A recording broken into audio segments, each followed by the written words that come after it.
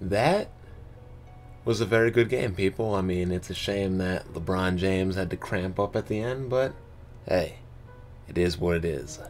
Got a wedding to go to tomorrow, no work tomorrow, so get you guys a little video on the late night tip. And looking at this article, we see 79% of gamers say they won't buy a cheaper $399 Xbox One. People, it may be early in the generation, but it's about time to stick a fork in the Xbox One and its chances of ever catching Sony in the PlayStation 4. Unless Sony goes bankrupt, the Xbox One is not going to surpass the PlayStation 4. It's just not. I mean, come on. Xbox One's Forza Horizon 2 is 1080p, 30 frames per second. We all know that 30 frames per second is not very playable. 60 is playable, but it's not ideal. I mean, I'm having trouble understanding why the original Forza 5 on the Xbox One is 1080p at 60 frames per second, but now it seems like they're pulling a little Drive Club going 1080p 30 frames per second, and how 1080p is the next gen benchmark. I'd rather have 60 frames per second, but hey, it's Xbox One. They have to have that power reserved for Kinect. I am not trying to play any game that is 30 frames per second, especially a racing game. Not doing it.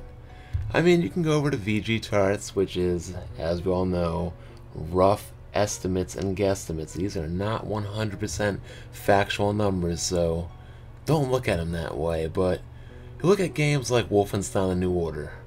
They sold twice as much on the PlayStation 4 compared to the Xbox One. You can look at games like Watch Dogs. It sold twice as much on the PlayStation 4 compared to Watch Dogs on the Xbox One. Likewise, both Watch Dogs on the PlayStation 4 and the Xbox One outsold Mario Kart 8 in the US, but that's for another video.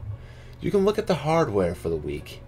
PS4 outsold the Wii U in America and Europe despite Mario Kart 8, which is, let's be serious people, Nintendo's most popular game and most popular franchise. The PlayStation 4 outsold Xbox One by 3 times in America, which is Microsoft's biggest and best market, and by 6 times in Europe.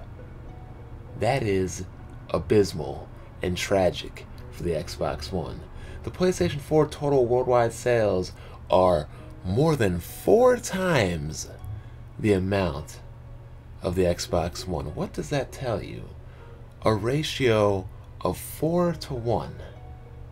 People, the Xbox One has no chance in hell. Microsoft couldn't beat Sony despite the fact that Sony shot themselves in the foot repeatedly with the PlayStation 3, despite the fact that Microsoft had a year head start. So what makes anybody think Microsoft is going to do any better with this generation when 1, they are more expensive, 2, they are weaker, and 3, they have less first-party support and less third-party developer support? It's not happening, people. Deal with it.